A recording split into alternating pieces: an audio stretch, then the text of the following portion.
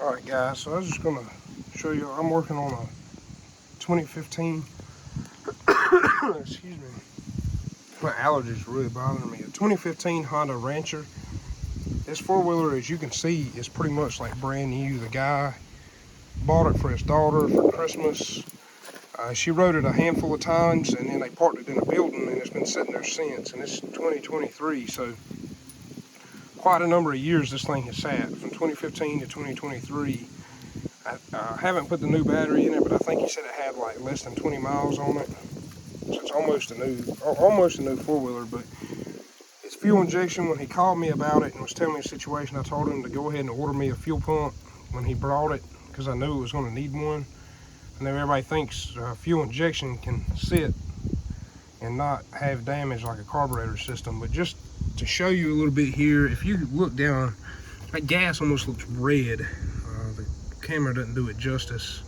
That stuff's almost as red as red spray paint when you touch it, because it's rust. And I know that's a plastic fuel tank, but what's rusted is the fuel pump, and I will show you in just a second the damage that letting fuel sit in any system, whether it's a four-wheeler, car, truck, weed eater, it doesn't make a difference.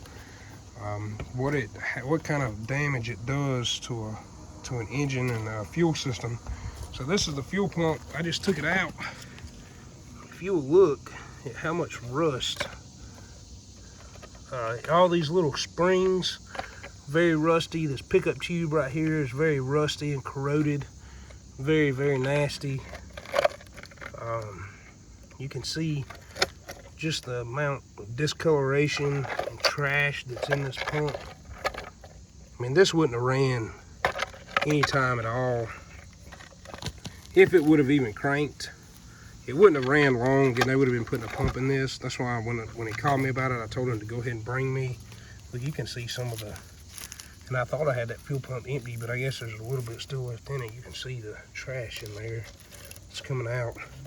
This fuel pump wouldn't have ran long. It wouldn't have mattered what kind of additive you would have put in the fuel. The damage is done to this pump. Those bearings and steel parts in that pump are going to be demolished. Also, another thing was I recommended him get OEM. Some people have differences of opinion on that. I like OEM when it comes to fuel pumps and things that take a lot to tear down.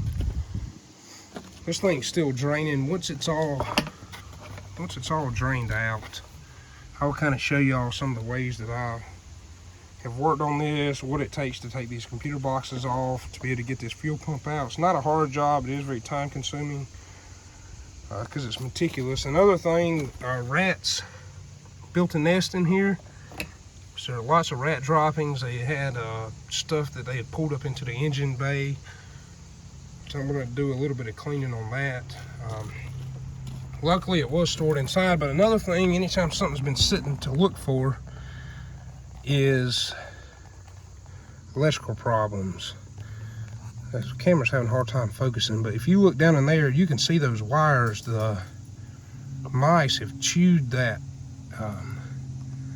It's not even really it's pretty much just black tape they've got wrapped around that. It's not really even a wire loom, but the rats have chewed that out and actually chewed into the copper of that wire. So I'm going to solder all that back, not crimp connect. I'm going to solder that, but I will show you all the repairs that I've done on this after they're finished and kind of give you a walkthrough of what to do and how to fix this type of thing. But if someone tells you fuel injection can sit and not be hurt by fuel, here's your proof.